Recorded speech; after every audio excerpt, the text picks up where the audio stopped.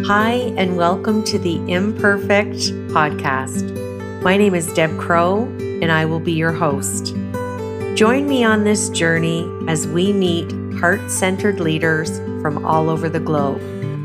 Lots of interesting questions, interesting conversation, and find out what makes a leader. How do they handle uncertainty and complexity? How do they lead in a time that is volatile? Join us. Welcome back to Imperfect, the Heart-Centered Leadership podcast. And again, we're traveling the globe, and I'm not even leaving my home office with COVID-19. And I have to tell you, I'm having a great deal of fun. This week, we are heading back down under to meet an amazing heart-centered leader. Her name is Juliet Bourke, and let me tell you a little bit about her. She leads Deloitte's Australia's Diversity and Inclusion Consulting practice, and she's also the co-lead for the leadership practice. Juliet has over 25 years experience in human capital, management, and law. She works with executives and global organizations to improve workplace performance through cultural change, focusing on D&I, leadership, and culture. Her latest book, the acclaimed Which Two Heads Are Better Than One, How Diverse Teams Create Breakthrough Ideas and Make Smarter Decisions, has helped leaders understand how to systematically create diverse thinking and take team performance to the next level. So Juliet, welcome to the show. Thank you. Thanks for having me. You have so many accolades and awards, and I know that you sit on a number of boards, so I'm just want to thank you and give you some gratitude. I'm in Canada for your time, so I know for you it's Wednesday morning as it is for me Tuesday night here in Canada. So just thank you for your time and your willingness to share your expertise with us today. Oh, it's my pleasure. And you may hear some birds in the background because the birds are waking up in the bush outside my window. Well, this is the joy of dealing with different countries and time zones, right? If that's the worst that happens to us, then we got it made. Exactly. So I know we're going to discuss a new leadership capability, an inclusive leader. And I remember coming across this document back in 2015 when it was created. So I want to talk about the 6 traits of inclusive leadership: curiosity, cultural intelligence, collaboration, commitment, courage, and cognizance. How has your background and experience prepared you to be effective in an environment at Deloitte that really holds diversity at their core for their company's mission and values? Wow, that's a big question. Maybe the starting point is that I wasn't sure if I was an inclusive leader, and yet I thought that that was really important. So the research which we initiated back in 2015 was a whole lot of interviews with leaders whom we had worked with for a number of years, and they seemed to be much more adept at working in different environments, moving fast, working with different teams. And when we interviewed them, we could identify these sort of 6 different traits or capabilities. And then, of course, we interviewed employees who worked for them, so let's say followers, to verify are these the capabilities that these leaders are drawing on. And actually, the way you've described it, I would describe it slightly differently. I would start it all from commitment. That's the first one, because without commitment, without that motivation, without that drive, without pulling on some sort of purpose within you, it doesn't give you the energy to keep on doing the other acts of an inclusive leader. And that's really what we saw with these leaders that we interviewed, that there was something deep within them about their values, which was causing them to want to be more inclusive. And maybe that's the same starting point for me. I have very strong social justice values. I'd worked in the criminal justice system earlier in my career, and then I'd worked in human rights later in my career. And so that probably was my starting point as well. Well, I have to tell you, I do not recall how or where I found this on the internet, but I did. And I have been using this in my coaching practice with executives and C-suite leaders for almost 5 years. So this is a full circle moment for me to speak to you because you did the research and created this document. So I feel like I've known you for like 5 years, Juliet, because I've been talking about this, and I'm happy that you kind of gave me the starting point, because when I looked at this, I'm looking at it, it's a circle, so I'm thinking of a clock. I Mhm. wasn't sure the order. So that gives Mm. me now a new basis or foundational point to start with my own clients with commitment, because truly, just the way you eloquently explained it there, it is the foundation to everything. Mm. And it does go as a circle then. So commitment is the beginning point of that. And then the next one is the courage to be humble. And it all starts there from there, really, doesn't it? Because you've got to have a learning mindset. You've got to, as you say, recognize your imperfections. In fact, see your imperfections as, part of you, and part of your learning paradigm, your learning goals. So that's it starts with commitment, courage to be humble, cognizance of bias, and then curiosity, cultural intelligence, and collaboration. And I do want to acknowledge that I did this work originally with Bernadette Dillon. She and I were the co-authors of it. And then in recent years, I've been working with Andrea Espedito to use the database that we have of over 12,000 raters, to look at 1,200 leaders and to see how they're actually bringing these 6 trays to life. Well, it covers so many different elements of leadership, hence the model being inclusive. But I love the courage, and I think I want to throw in an extra question for you here, and why I named this podcast Imperfect.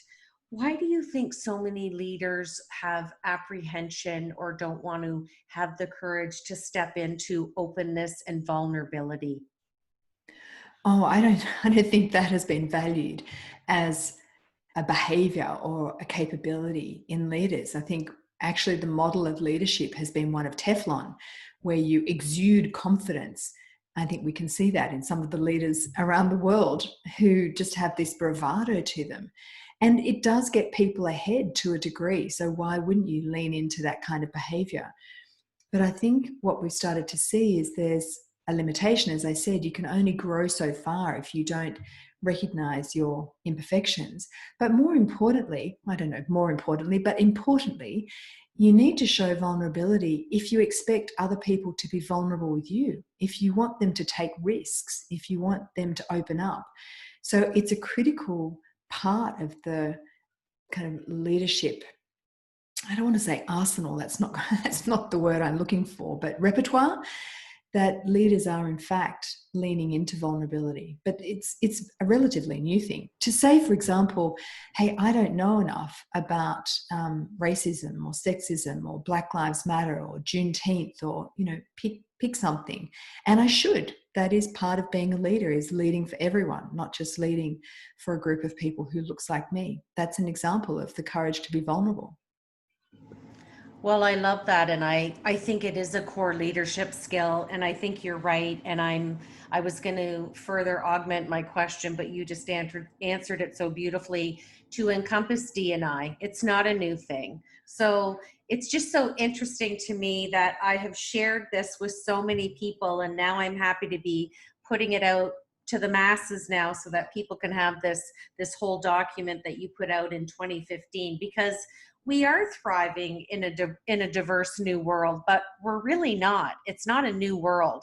I think we're just becoming more educated and more aware. And I think more leaders are stepping into their greatness and speaking their truth. Yeah, I think there's been an uptick in leaders' capabilities as well. Maybe because we're faced with challenges that we haven't had before. It might have sort of acted as a circuit breaker. And I do think these capabilities around inclusive leadership are fundamental interpersonal skills for every leader. I mean, I brought up the context of diversity because that's what I was researching, first of all, with Bernadette.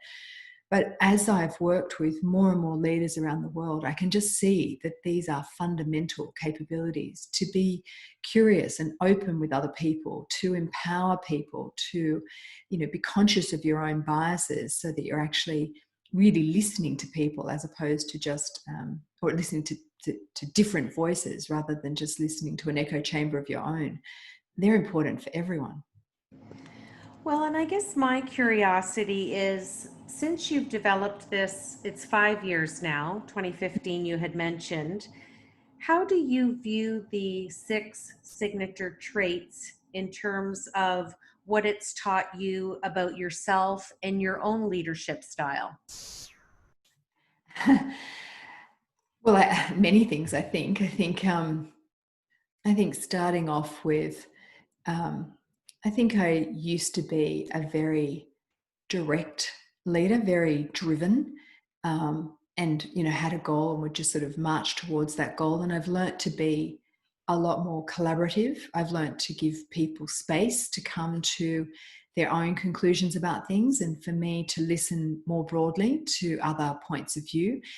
I've learnt to open up that space. One of the tactics that I use for myself is to ask people to tell me more about something. And what I'm really doing is I'm giving them space to deepen what they've just said, rather than having almost like a tennis ball conversation. I say one thing, they say another thing. I slow myself down and I give them a chance to deepen by using tactics like that. So I'm including more of their perspective in my own understanding of them. So I think it's helped me to be a better leader. I certainly get more positive feedback these days than I did previously. So I suppose the proof's in the pudding. Well, and I love what you wrote on that diagram of the six signature traits under collaboration. You've got, because a diverse thinking team is greater than the sum of its parts. So just visualizing what you just said about that conversation, I think you're removing the awkwardness by giving them the cue to tell you more and then pausing.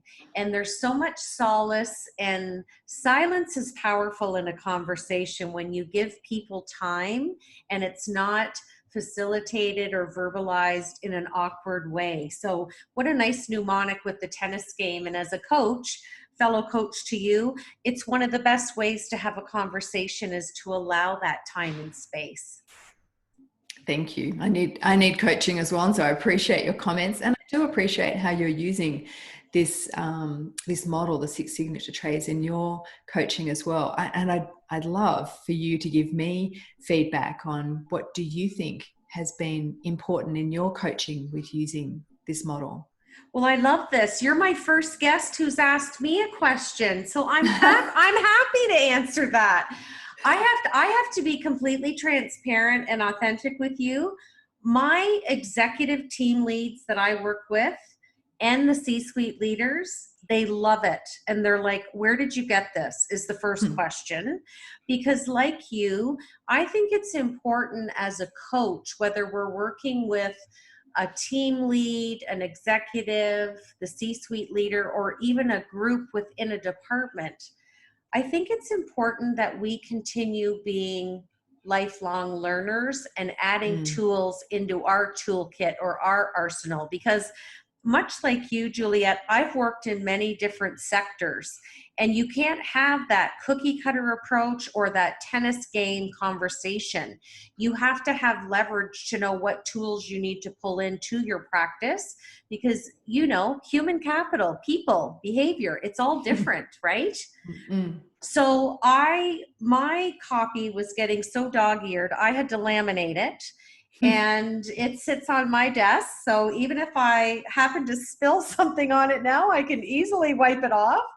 But all joking aside, it has been received so beautifully. I know a lot of my clients have shared it, especially on LinkedIn. I know there's a few people that have asked to be put in touch with you, which is another reason I wanted to have you on the podcast, because I'd rather get this out to the masses so that you can have ongoing discussions, which will add to your research and your data, which is only going to keep you going academically and professionally.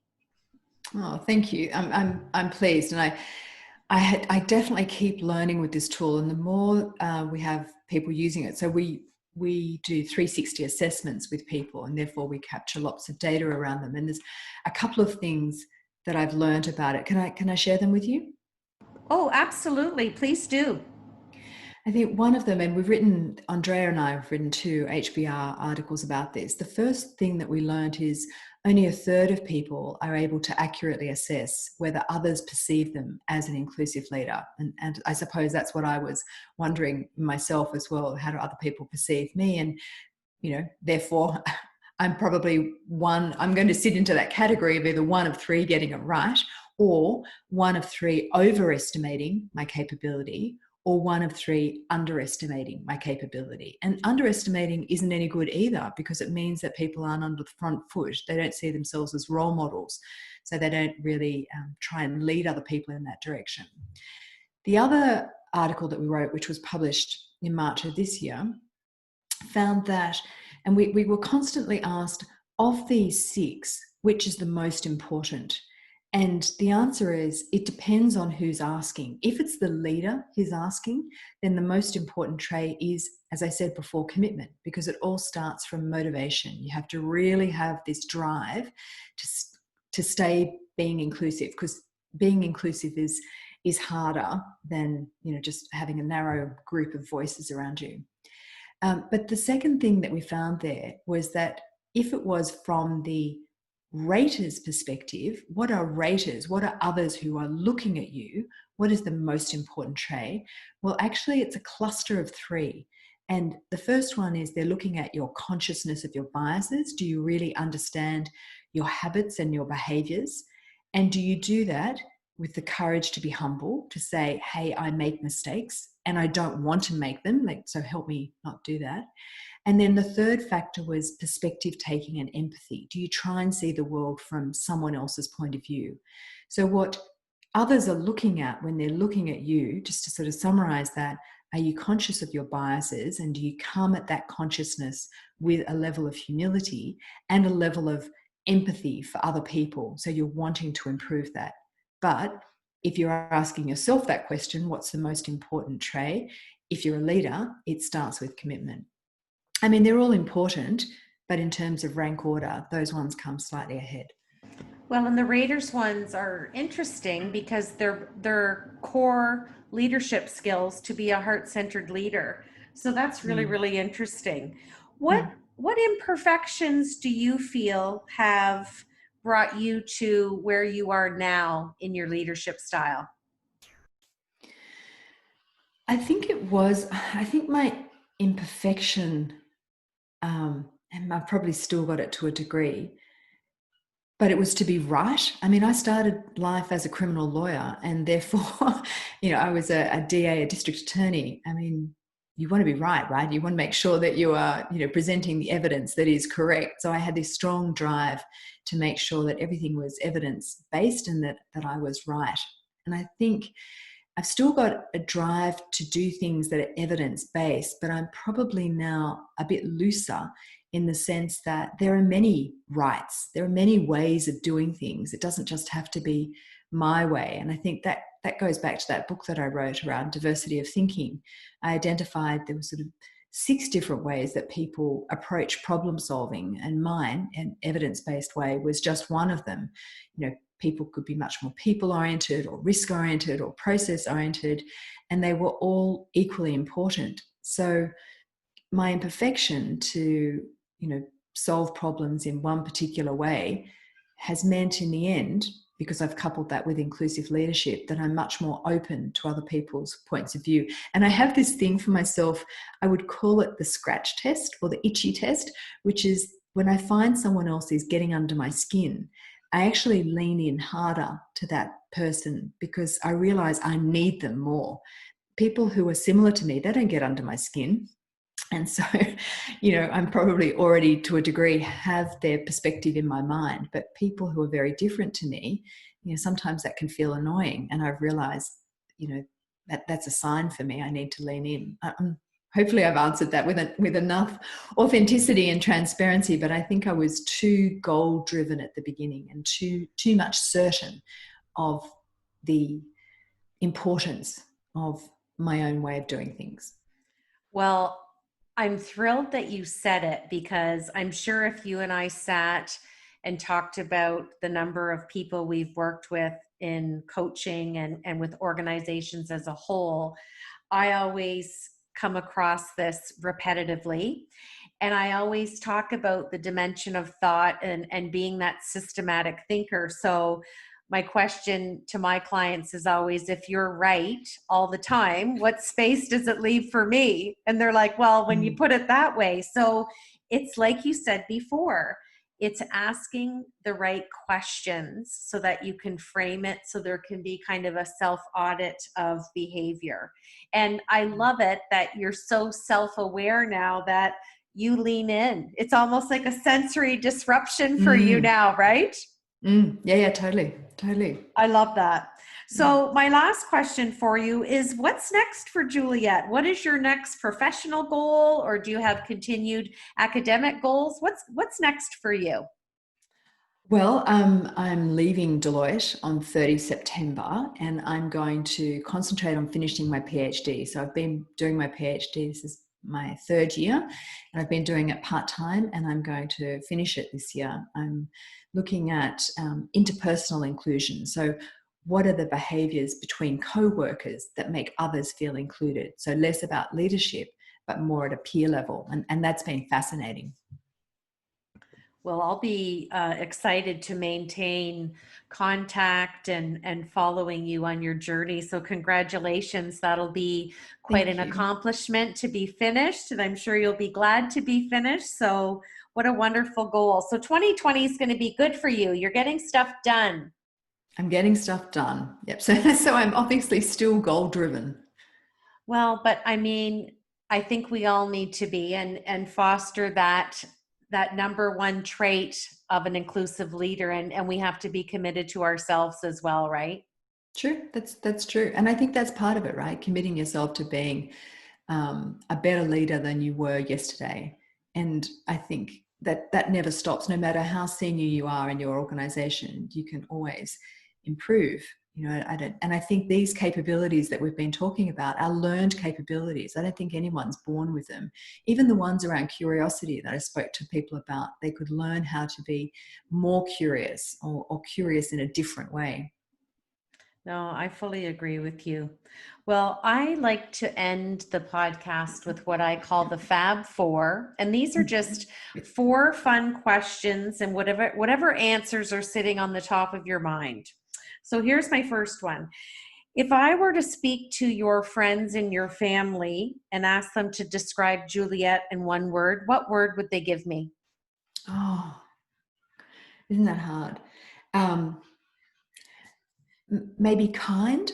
I think they would think I was kind. And do you think we need the word maybe, or do you think it'd be a solid kind would be the answer? Oh no! So the reason I'm hesitating is I think they would say I'm kind and generous. I think that's how they would describe me. And then I just think they would also describe me as very fair. I think there's just two words. So I think that's a definite. My husband, if you asked him, he would say I am definitely kind and generous. So would my daughter. So would my son. But I think they also think I'm fair as well. I've got this strong social justice um, bone in my body. Well, those are lovely descriptor words for sure. My second question is, what makes you curious? Oh, I think because there's so much I don't know. There's so much to be known in the world. And when I get an intellectual problem that I can't see the end of, then I keep on pursuing it. I mean, that's the reason I wrote the book. People talked about diversity of thinking, and I thought, I just don't even really understand what that means. And the more I asked people, I could see they didn't understand either. So I love a big intellectual challenge. I already know that about you, and that's a good trait, because I'm the same. We are cut from the same cloth. That's Now, good. I love Australia, and Mm-hmm. I actually worked for the Commonwealth of Australia for 7 years, and I was Hmm. there in 1994. It's a beautiful, beautiful place to visit. What do you love the most about Australia? Right now with COVID, probably that it's very far away from other countries. But I think we have a good sense of balance in life, or at least we try to. So I look at some other countries and we overwork as well, but I think we still appreciate having a balance in work and life. I would agree, and I know that and think that Australians are often spoke of as being the friendliest people in the world, just like us fellow Canadians. We get compared a lot to Australians, but it's a beautiful, beautiful country, and I hope to get back one day. My last question is, if Mhm. you had to describe 2020 in an article, what would you make the title of the article? What would you call it? The difficult year. It really is that simplistic, isn't it?